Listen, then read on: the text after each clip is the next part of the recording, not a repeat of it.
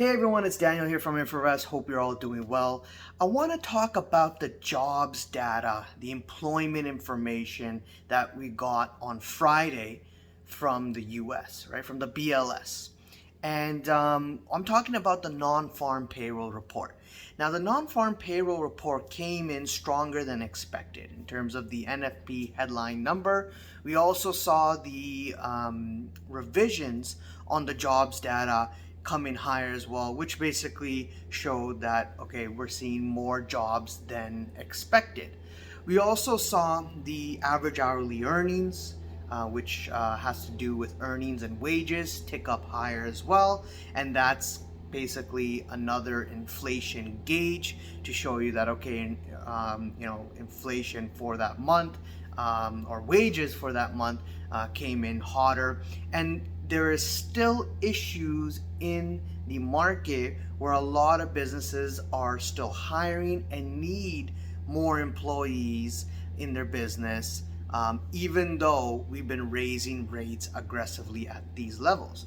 You might have seen around, your neighborhood, around local businesses, still hiring, putting out signs, jobs, looking to still hire, looking to fill in roles, still having effect. And we're in such a weird time because what caused this situation where the unemployment rate is very low is because of this COVID pandemic where everybody left and they have alternatives where, they got stimulus money or they might be still receiving unemployment insurance or what have you. And people, or, they may have someone else that's working for them and they've downsized or, there's not much pain that's being felt right now.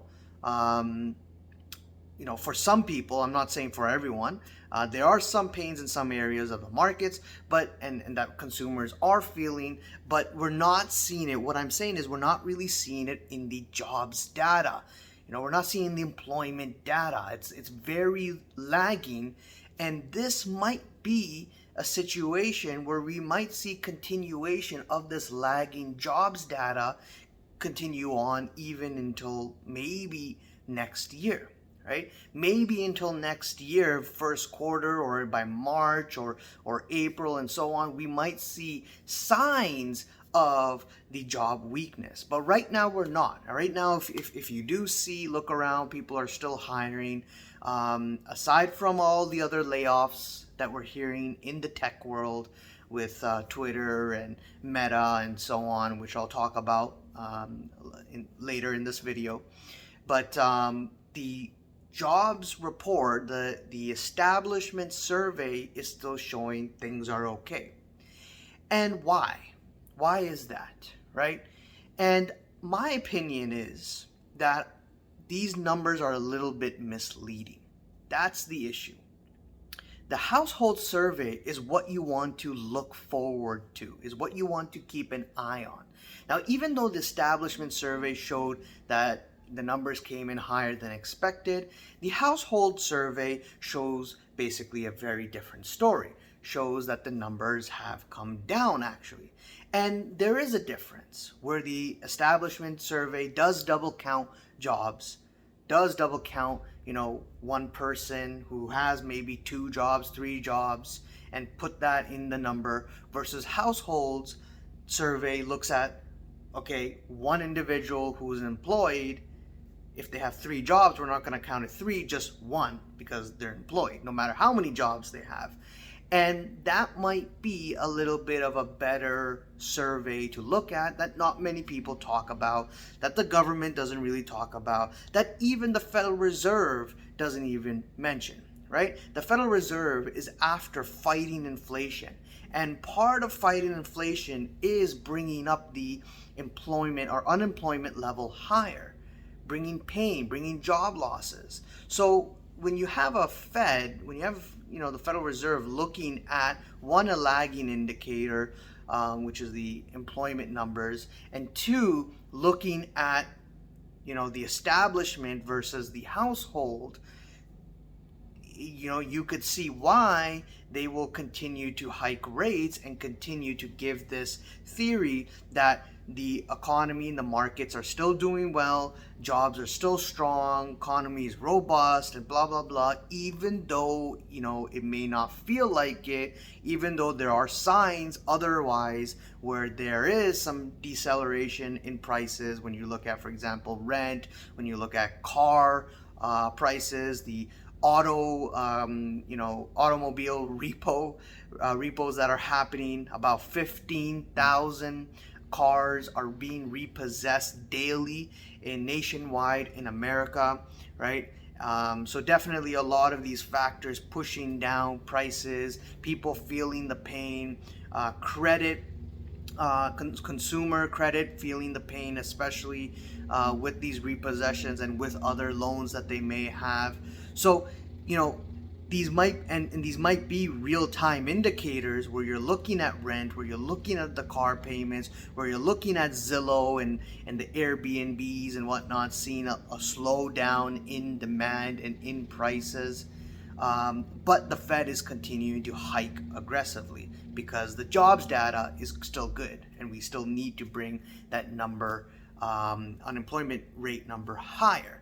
So the household survey, going back, the household survey basically shows us that the number is coming down lower.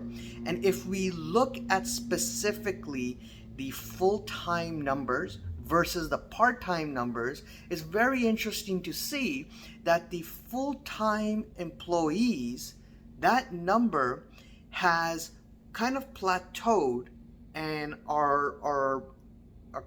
it's been plateauing for about 5 months. And this report, it slightly came down a bit, while the part-time workers, the employees, those have increased in terms of the jobs in the household survey. So you're seeing there's this transition of the full-time who are probably losing jobs currently and moving into that part-time segment. And if that part-time segment is increasing and people are having more than one job, then sure, the establishment survey will look stronger, will look better, while people are actually losing their full-time jobs and need 2 jobs, 3 jobs, and that's being double counted or triple counted or whatever in the establishment survey, that non-farm payrolls report, the jobs data on Friday. And the household is not being really taken a serious look at by the Fed or other participants too. So what does this mean? What does this tell us down the road? What is to come? The fact that the household survey, the jobs data, especially the full-time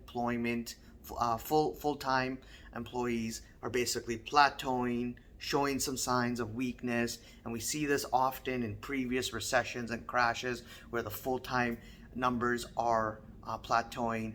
Why is it that the establishment numbers are coming in higher? Why is it that maybe in your area companies are still certain companies are still employing people? What's happening?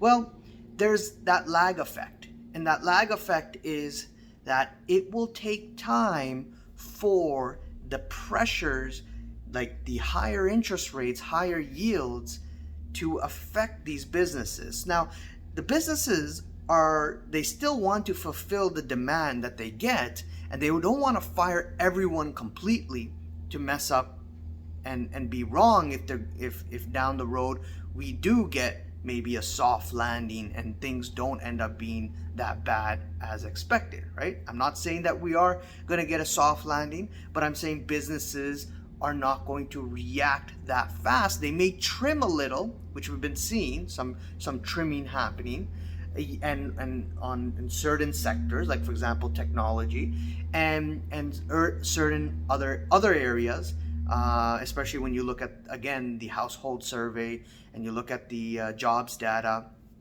We do see certain areas like the part-time work, the part-time jobs, the blue-collar jobs increasing in that report, seeing more hiring happening in those areas. And again, just to help with the business, fulfill certain needs and demand. And they're not going to make a decision saying that, oh, we forecast a recession coming in. Okay, everyone slash jobs, everyone, bye bye, and so on. They're going to do it at a steady pace, and they will want to wait and see there's more evidence. And then if we do get in next year, yes, the pain of these higher rates affecting a lot of these businesses, slowing down the consumer spending, increasing the debt levels, the bankruptcies that are happening, then yes, you will have a big shock where a lot of these employers will start posting even more negative earnings, harder times to come, projecting harder times to come, which will result into increasing the unemployment rate and laying off workers. And then yes, when you do have that break moment where things do break, then sure, the unemployment rate will increase, and it probably won't just increase slightly, it will probably skyrocket quite high, especially if we're headed into a very ugly recession. And it will be a trickle effect where a lot of businesses will start to see, okay, now we are seeing and feeling the pain of this tightening, of this recession, and we got to lay off now, we got to cut workers right now. So they're not feeling that right now, but in the future, if this data were to come worse off, then sure, you'll have that scenario. But right now it's a little bit too early. And again, there's a lag effect with interest rates, with this tightening that the Fed is doing. It's about 6 months plus where you will see the effects of these interest rates. So you could say, some people are saying that March of next year we'll probably start to see these jobs numbers, these growth numbers come in weaker, which is probably going to shock the markets. Because if you look at the stock market, you look at the equity market, they currently right now are moving up higher. Yes, we have elections. That's one part of it, and that's a different topic, different subject. I'm not going to talk about it here in this video, but there is still this theme that the Fed is sure slowing down the rate hikes. Sure, they're increasing their target, but I still smell some optimism from certain traders and investors who are saying that, okay, the pivot's going to come eventually. The pivot's going to come. But right now, you don't see that.